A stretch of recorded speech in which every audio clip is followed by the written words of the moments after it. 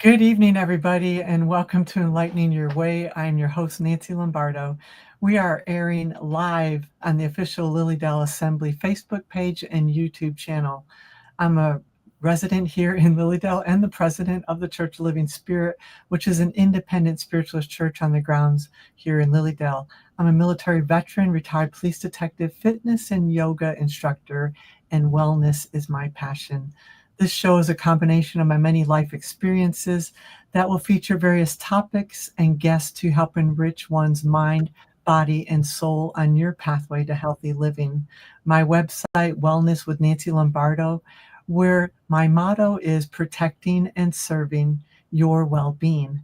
And I'm so excited to introduce our guest for today, Jennifer Fezio. Fezio. Yes.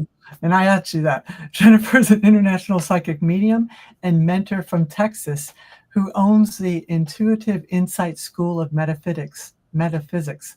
She hosts the podcast Tellings of Medium, offers one-on-one readings, and teaches online courses at the Journey Within Spiritualist Church, as well as mentors others in mediumship. Jennifer and her faculty students with the school love to demonstrate and bring awareness to mediumship in the community through fundraisers, holistic fairs, and more. And you can learn everything about Jennifer at jenniferfezio.com. Sorry, I damaged your name. I'm used to it. It's a hard name. Most people say Fezio, but I it's know I'm Italian. I should know how to say it. Come on. yeah. Well, no worries, no worries. Thank you for having me, Nancy. Nice to be here and nice to see you again. And Last thank time you so much. Thank you so much. And you are in Texas. I'm in Houston, Texas, born and raised in Fort Worth, moved to Houston for my husband's job and really have been loving it these past 7 years that I've been here and love the communities. They've really, I think, taken well to opening up to mediumship. We can kind of be a little conservative here in the South sometimes, but I think we've made some good strides. We, as in myself, my students, the school, and just bringing quality mediumship, just awareness to mediumship in general to the community. So That's the word, awareness. awareness, yes. You're on Central Time. I feel like you're my homegirl. I was telling you that I was in Oklahoma for 35 years. So 35. I Wow. understand the way mediumship and this kind of topic isn't real popular down south. I remember it's even, they have fortune telling is the biggest thing I think they have. I'll see the fortune telling signs on the houses, but you don't see a lot of mediumship signs up. But we'll get into that in a little bit. I read your story on your website, and I learned that you said that you mastered meditation and mindfulness to calm your anxiety as a new mother. Can you tell me what happened and what led up to that? Well, so my mom passed in 2006. And at that point, Nancy, for my whole life, I never believed in psychic mediums. I did not believe in the metaphysical, psychic mediums. I never even had any type of metaphysical, unexplainable experience. Okay. I pretty much was a Sunday going Catholic service girl with a very, being raised, in a very conservative family and just trying to live the American dream. I met my husband, we got jobs, I taught publicly, we wanted a house, we saved, we worked hard. It was this typical, just trying to get that American dream life, and when I had my daughter, or then in 2006, my mom passed and I just pushed it down. I just kept going. I never faced it. I never really grieved. I pulled my boots up, my big girl pants up, and I kept going and just kept working with my husband. So, when I had my daughter in 2013, everything that I had, just pushed down about losing my mom surfaced. It's kind of like the volcano exploded, so to speak.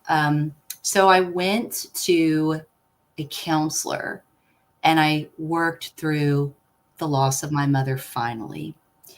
And it was in that counseling because as a new mom, lots of hormones, lots of anxiety. Oh my God, I need my mom. Oh my God, my mom is dead, and feeling all of this again. And she's gone, she's dead. At that point, I thought she's dead. I didn't think, she was going to spirit.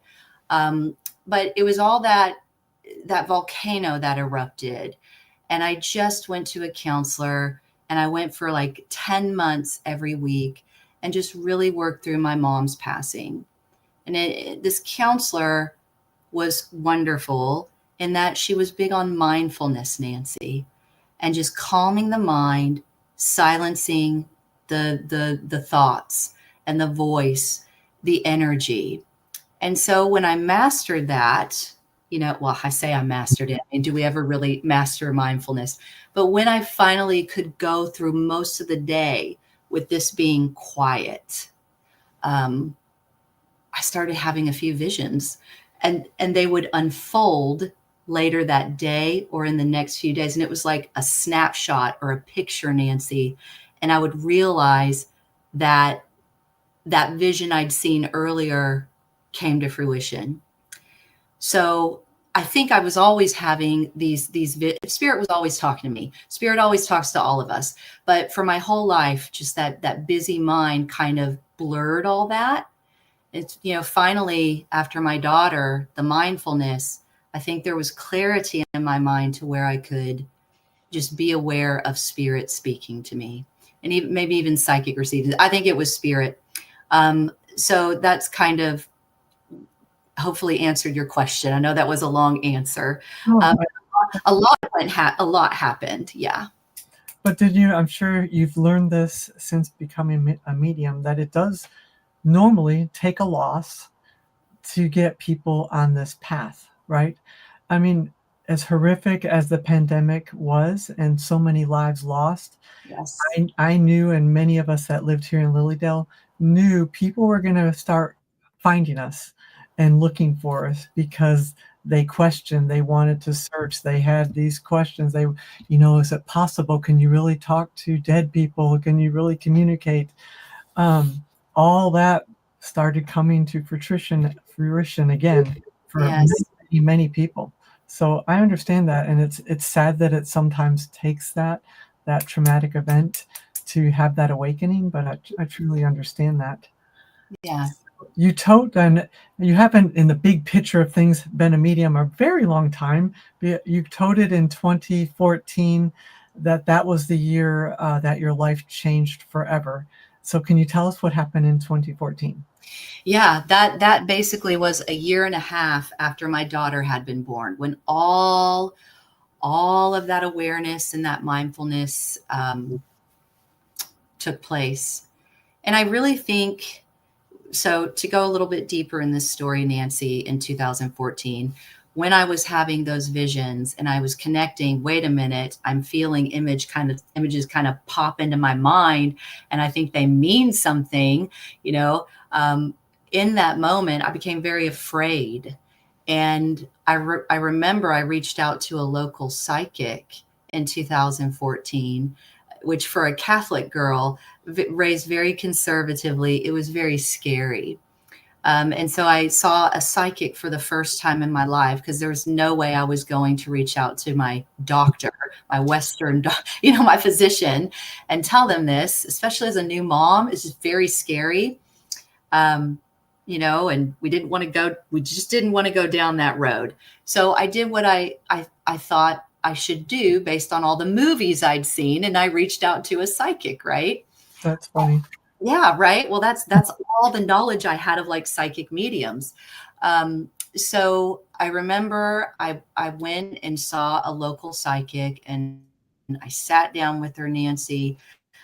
First of all, let me back up. I remember walking to her front door as I parked my car on the street. I was walking to her front door, and I remember I was shaking. I was so scared and terrified that not of anything in particular. I mean, sure, I might go to hell, but just of the unknown.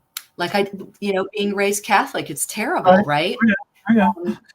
And I sat down with her. Her name was Donna. And the first thing she said to me was, Jennifer, where is your mother? And I said, well, she died. And she said, she's all around you. And I, got a little teary eyed. And I was like, man, I hope so. I wish I could believe that. And then she looked at me and she said, do you know you have abilities? And I looked at her and I said, I don't know what you're talking about.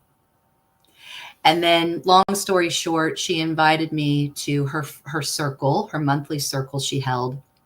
And I went a few weeks later, I went to her circle.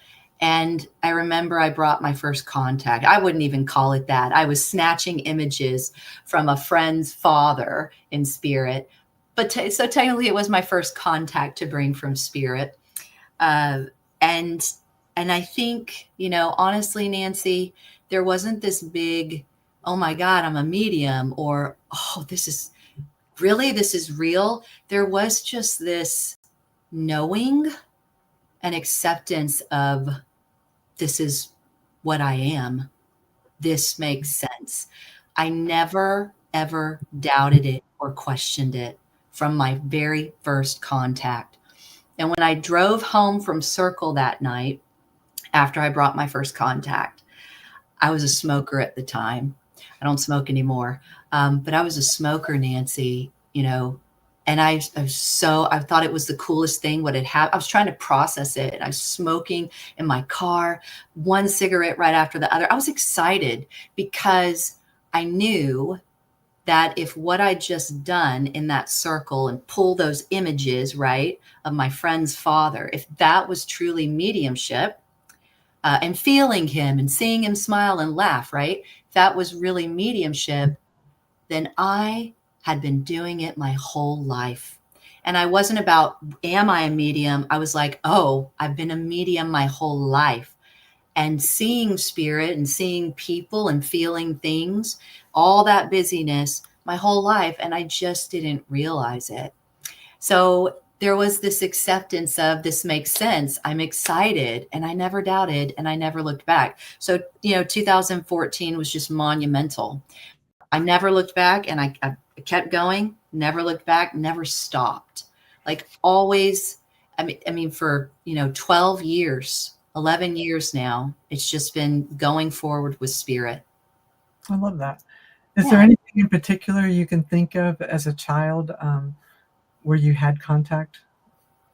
Now that I know what I know and I'm educated and I look back, yes, of course, I didn't realize it was spirit at the time, or experiences with the unseen. But, and your question was, as a child, what can I remember about spirit, right? Yeah. I love to be alone and I love to be in my mind. I love to be in bed and I would look at the dark and I would kind of see the dark, but in my mind and just people moving, I didn't scare me though. I've always, and I think those are some of the biggest pieces of my childhood that were kind of hints that I was aware of spirit, but not knowing it. I never saw grandma at the end of my bed after she passed. I'm not that story. I think I'm more of a subtle story, Nancy, which Yeah. I think is what everyone is what everyone is. Well, I think me and you are very similar at being raised Catholic, that it puts us in a different mindset in that kind of belief system. Yes. So, like you said, I'm very much like you also, alone in my own thoughts, very much like you when you're talking about that. I thought, oh, that was me. And you're right, just seeing things, but you're afraid to say anything or talk about it because no, Yeah. that's not happened. Yeah. Yeah. So I appreciate that. Um, so you live in Texas and you have discovered this. Did you actually go to a group when you were in Texas, a circle, or was that when you were living somewhere else? It's Texas my whole life. So the circle was in Dallas, Fort Worth, and then I came down to Houston after I stepped into the mediumship. Yeah. So how did you decide to start fitting this kind of lifestyle into your community? Well, honestly, it wasn't something I reached for, believe it or not. It was something that was kind of offered to me, like the official step into local community. So I guess a year or two after we moved to Houston, which let me preface this by saying, in Dallas, Fort Worth, and I don't know if you know this, Nancy, how often you made it to DFW from Oklahoma. They have like holistic fairs every weekend, multiple ones, so many. And so I was working multiple fairs, loving it on the weekends, building up clientele. And then hubby's job took me down to Houston. So I never really could build up with community in, as much as I wanted to in Dallas. But when we came to Houston, there were not the fairs that Dallas Fort Worth had.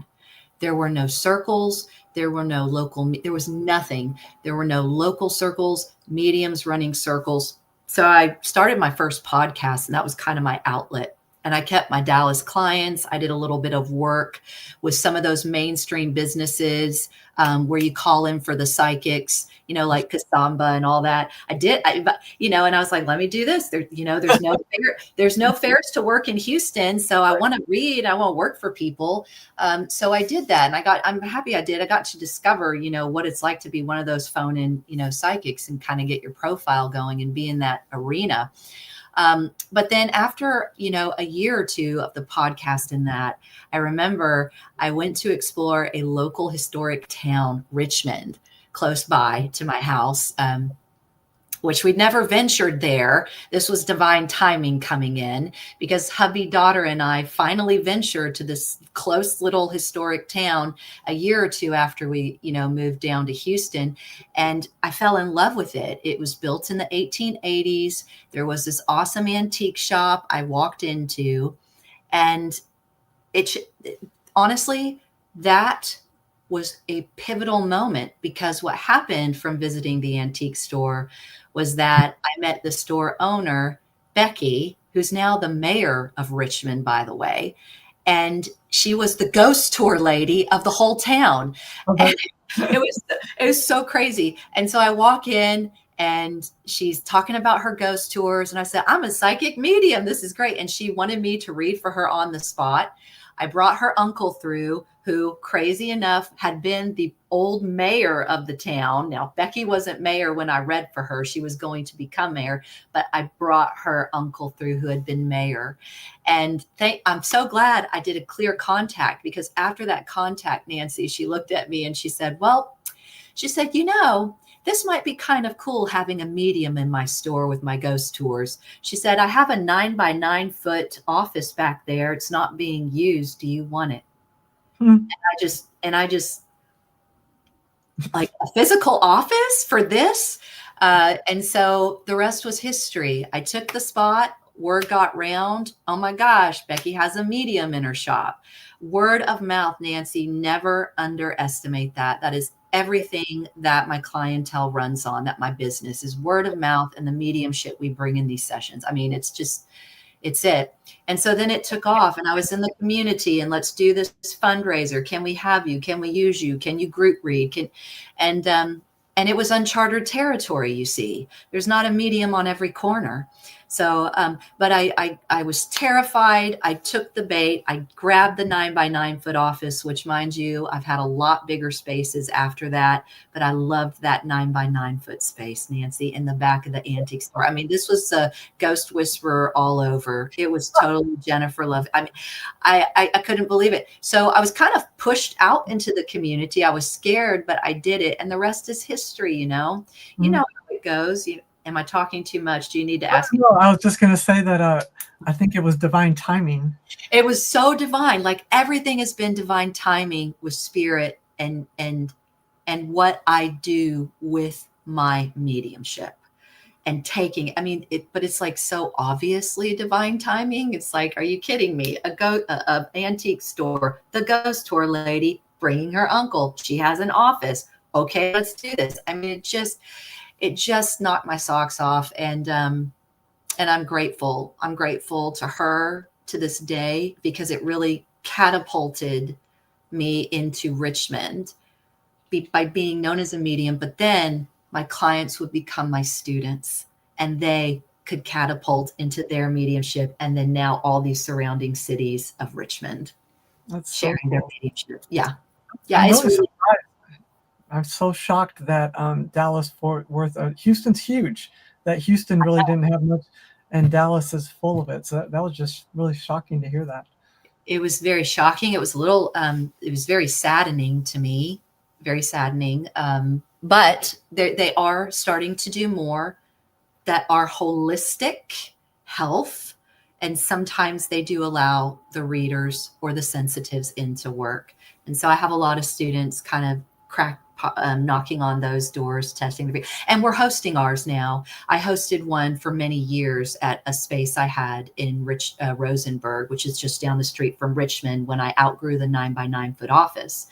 And now that I let that go, I don't have the space, but I've found a space where we're going to be hosting fairs again, just to bring it to the community, Intuitive Insights, because I think we need it. We need more. We have some happening, but we need more. I love that.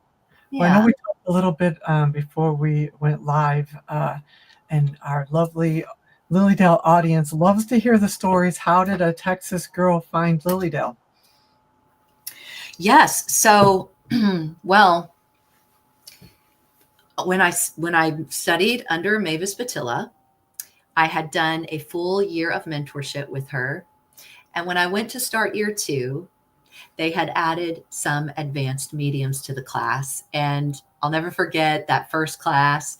We're doing our intros, finding out who everyone is. And Jean and Mavis were talking about mediums joining from Lilydale. And I saw Celeste and Willa. And that's how I met Celeste and Willa. Celeste and Willa were the ones there. I think there may have been a few more. I can't remember. But Celeste and Willa were there. And I remember thinking, what is Lilydale? and I started to, and it's kind of a cute name that I give y'all. I call the mediums in Lilydale lilies. I say the lilies. I say they're the lilies, and it was so interesting because we talked about the different ways to bring contacts.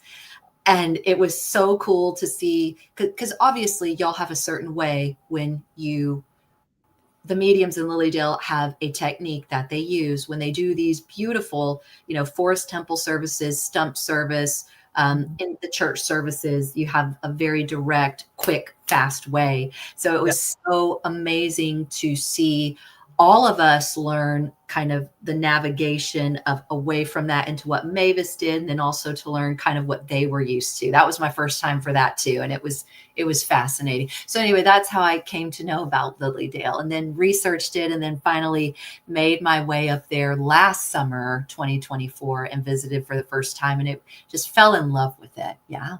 So I always like to ask people, especially their first time here, what was your initial feeling when you came through the gate? I felt like a fairyland. It felt very. So, what does a fairyland feel like? It felt. Well, I mean, it felt pink and pastel. It felt light. It felt magical. It felt kind of like I was going into a surreal, so surreal, like a different. Kind of like energetic existence, like a different plane, if that makes sense. And I just thought, this is a little magical fairy bubble here, and so to lighthearted, happy, healing, peaceful, but just a very little light, uplifting, peaceful kind of feeling. A lot of people can feel the shift in energy almost immediately coming into that store.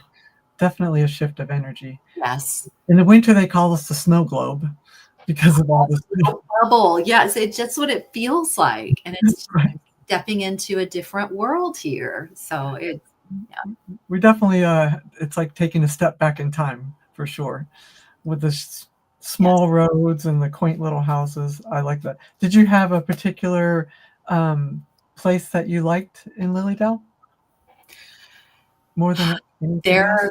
Yep, there's a few, but I gotta tell you, so when I went last summer, Celeste invited me to work Forest Temple. I didn't work Stump. Both of them are very beautiful. I know there is such a history, like with Susan B. Anthony and the Forest Temple and everything.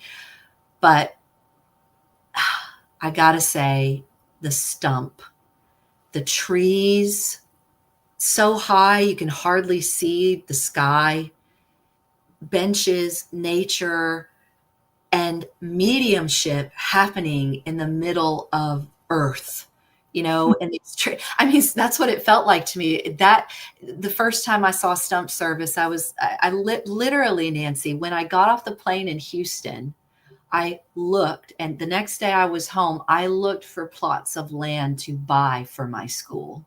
That's Oh, how much I loved what Lilydale brings to people with the experience of stump service. It's an escape. It is healing, not even considering the mediumship. If you get a contact, not just walking into this forest and these trees and sitting there, everyone that goes is open to a message. Y'all have a very, very kind, well, what I have seen so far, a very kind, open to receiving group, and a lot of returners, usually at stump service, that are greeting mediumship with open arms. And, just to give people that space in a forest, I mean, is so healing and peaceful. I could sit in the forest at stump service on one of those benches all day, every week, and just be there and hear the messages. And honestly, I wouldn't even care how fast they landed them or how many they did or didn't get through. I just love to be there hearing and feeling the mediumship and feeling the crowd and how open they are to receiving it. So it's the stump service. Forest place, what do I call it? Location, stump we call it inspiration stump. Inspiration stump. That's right. Inspiration stump. Yes. And you're right. There is, I mean, it is an old growth forest, number one. And number two, there is something to be said about those trees, because I have felt it many times back there, just looking up, and they feel like they're talking to you, and the way they move almost in slow motion. It's very powerful back there for sure. And, since the 1800s, they've been doing messages back there. So that's a lot of buildup of beautiful energy back there. Very special. Very. I love the way you say that, getting messages in nature. And yeah, it's probably a very unique place in that for sure. Yes. Well, it's different from, kind of like a church building. Yeah. Or public venues that other mediums, not necessarily demming in the churches, but just finding venues like we do down here. Yeah. To do it outside is very powerful. Yeah. How do you like serving at Forest Temple? How did I like serving at it? Yeah. Oh, it was so good. Oh my goodness. I was so nervous. I was so, Nancy, I mean, and I shouldn't have been, but I was. Now, to be honest, I think that as mediums, when we are in our own spaces and we have our own places we dem at, well, this is my life as a medium, and I have my own circles, and I'm comfy, and we get comfy in these, places we dem at, then to go to a completely new place with completely new people looking at you, it really can, it tests you, yes, I know Spirit's going to take care of me. Yes, I know the mediumship is going to be decent. Thank goodness it was. Thanks, Spirit. But I was nervous with Lilydale because it was a new space. I couldn't control it. I usually control all my dems, all the happenings, everything, my ticket sales, everything. Because that's my life as a demmer. It's very different from, Lilydale and the church. But to work Forest Temple and have absolutely no control over anything and be very vulnerable in that was very nerve-wracking. And to add on top of the fact that I did think that this was an extremely important demonstration, because I was not, if I were to not land my contacts and crash, right? Which I didn't. I knew I wouldn't, but there's that fear. But if I had not done as, if I had left with the impression that I totally tanked, I would have had a very rough go of letting that go. It wouldn't. It was very important to me, and Yeah. very different from, just, local businesses I rent and do my DEMS at. I can tank. If I tank there, I'll be back. We'll work on that. But, with first time at Lilydale, it really got to me. It was in all DEMS are important. All of the contacts we bring from spirit and the crowds we work with are important. But Lilydale was something that I really wanted to do well at. Yeah, I get that. I get that a lot. And it went well. It went great. I loved it. Celeste chaired, so I felt really good. And it was beautiful. It was amazing watching the other mediums work. I love that. I love sitting with them on the side. Didn't know if I'd be in the crowd, but y'all like line up and then you kind of talk, and then some like their own space, and you get in these feels. And then I start seeing the same mediums work the services, and you kind of get their vibe and like how they prep before they go. It's just so magical. It's a great environment y'all have, and you have that support and that just commonness of mediumship. It's really, really special. Yeah. I know one of the biggest things they teach us in mediumship is the trust. How did you learn to trust your ability in mediumship? Nancy, it goes back to that first time in Circle in 2014, when I knew images that were always so flooding my mind and busy actually were meaningful. There was this inner strength and knowing of, this is what I'm here to do. I have no idea why. I just knew and could go forward with mediumship and never doubt. I never doubted.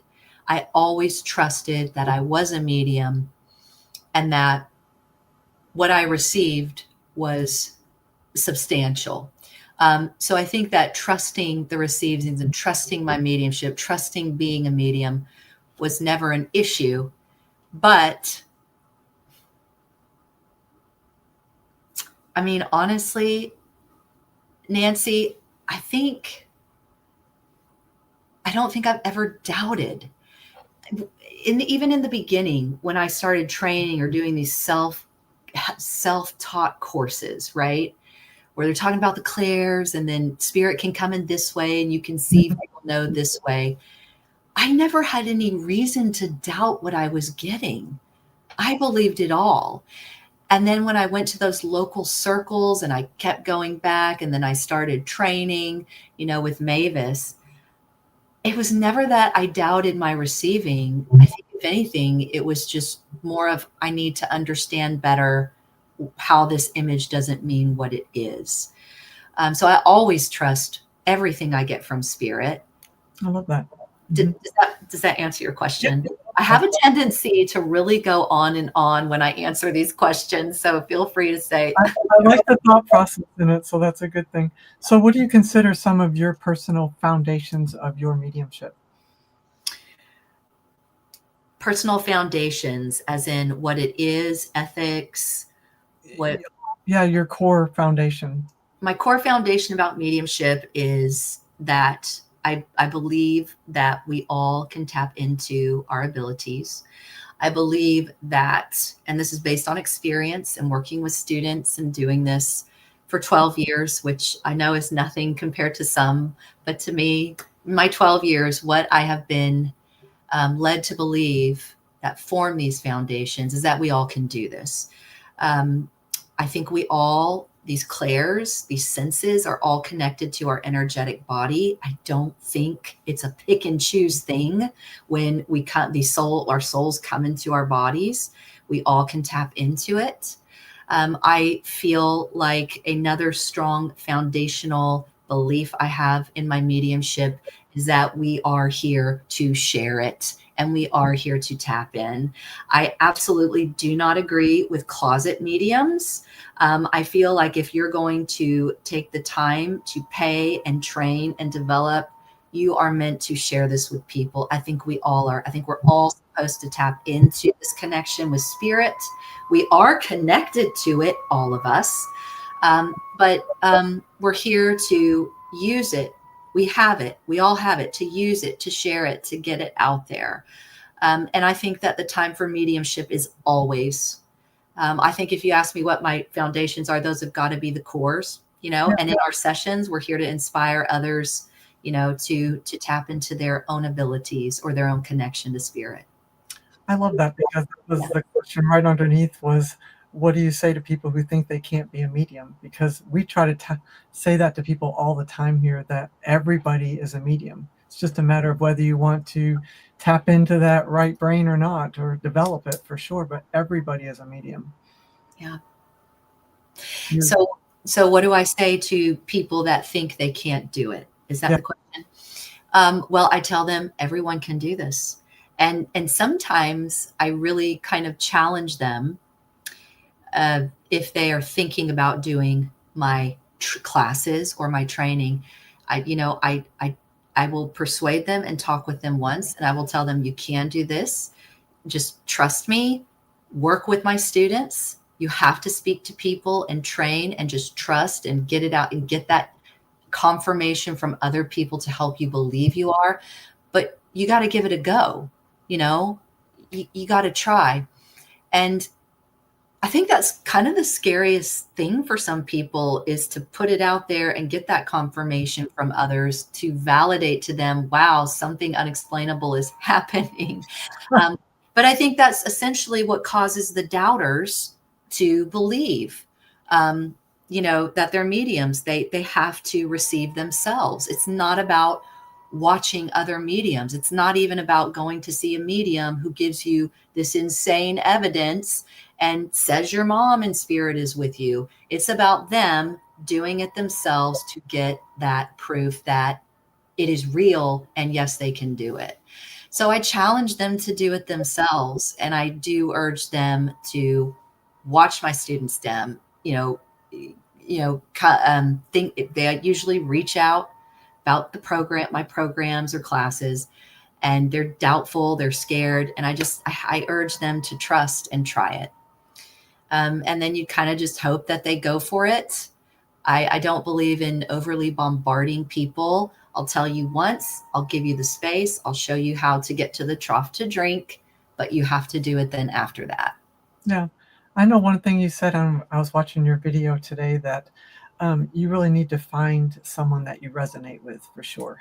And it's not you, it's not you, but there are so many people that teach mediumship. There's very good teachers out there for sure, but you Yes. really need to find somebody that you can have that connection with. And I love that you said that. Yeah. 'Cause Yeah. Yeah. And you're specifically talking about mentors or teachers. Yes, yeah. absolutely. And, I remember Mavis would say, you can't be everyone's medium. I don't know if you ever heard her talk about that or say that, Nancy. No, Um, but I say that, but I also say you can't be everyone's teacher. mhm. You just can't. And I think, people can give you a try, but, and I'm not sure, how open are you to astrology and the zodiac? Are you open to that, Nancy? Oh, yeah, totally, yeah. I mean, it's like asking one sign to love every sign in the zodiac. We're not built that way. We are different. We have personalities and experiences, and from those experiences, we develop triggers, and we have we we have people that we don't just you never know how you're going to rub someone the wrong way as a teacher. And it's nothing against you personally, but you will have that 10 or 20%. I'm not sure what your percentage is of students who don't continue with you, but mine is about 20%. I feel really good with that. But out of the 20%, I mean, literally there's like, half of that I'm not supposed to be their teacher. Our personalities aren't there. Right. Uh, and I think that we can all bring knowledge of spirit and teach the basics. It's just, I feel like that repellent comes when there needs to be a deepening of that relationship in that time in the classroom together. Yeah. And in that case, it's time to, they got to go somewhere else to go to the next level. Yeah. Right. Yeah, that's a beautiful answer for sure. I love that. Do you have any other modalities that you do? Psychic mediumship, certified in Reiki, but I never use it, Nancy. It's beautiful. Modalities, energy healing, the Reiki, but I don't use it. As far as like, are you opening up to astrology and numerology and cards and things like that when you say modalities? Yes, I do. Yeah. Yes, I do a little bit of all of it. I Yeah. love it, but that I think that is a typical journey for anyone who stays on this path. You see these little grabbings of, oh, this is drawing me in, and that let's do a little bit of astrology, numerology, cards, runes, stones, all of it, and it's beautiful. So I love cards. I love all of it, all of it. It's all good stuff. I think. Yeah, it is all good stuff. Yeah. I have one last question that I always like to ask my guests. What is the most important lesson that you have learned on your spiritual journey so far? That we are all here to evolve and at a soul level and grow. And the key to do it the best way is to hold on to love, which is so much easier said than done. No, but you're right. Yes. It's the connection to everything. You're right. It is the connection to everything. And it's so hard sometimes, just to live life, not even as a medium, right? And just be with family and grow in that, and the hardship and relationships. But when you work with spirit and you step into this world, kind of amps up at a whole other level, I think, for us, Nancy. So we kind of take on this role of being that pillar for people to show them evolvement is good. Mhm. Soul growth is good, and compassion is a good thing, and forgiveness. And it gets really hard then when you're with a bunch of spiritual gurus like we all are, and you work together and you train together and you teach people and everything. And that's when I think you really dig in deep to this evolvement, and really always got to have that love and that, Yeah. that kind of energy. So that's what I think, Nancy. I feel like I've just talked and talked. You're only asking. I thought maybe we'd talk a little bit more back and forth, but No, I like to hear you talk. That's my job, is to listen and just lead you. So I like that. I like that a lot. Jennifer, you've been lovely, and I thank you so much for joining me this evening. Can you tell people how to contact you if they'd like to learn more about you? Sure. Yes. Just go to Google and you can type in Jennifer Fezio. Everything will come up. My email and my website are jenniferfezio@gmail.com or jenniferfezio.com. It's pretty simple. And I'd love to hear from people if they want to, send a message about the podcast or anything. Go ahead and email me. Or They've been putting all sorts of comments, so you'll have to look at it afterwards. yeah. In the comments, I said hello to everybody. I didn't see the comments. I would have looked. I'm so sorry. Did I miss them somewhere? I don't know. I don't know if you can see them on your end or not, but I saw them. Oh my gosh. I'm just Hello to us, clicking on them. Hi, everyone. Oh my gosh. So, yeah. Nancy, I feel so bad. And Tammy, Lily, oh yes. Maggie, Kim, Peggy. Oh my gosh. So yay. Thank you all. And I love that you say y'all. You're my Southern girl.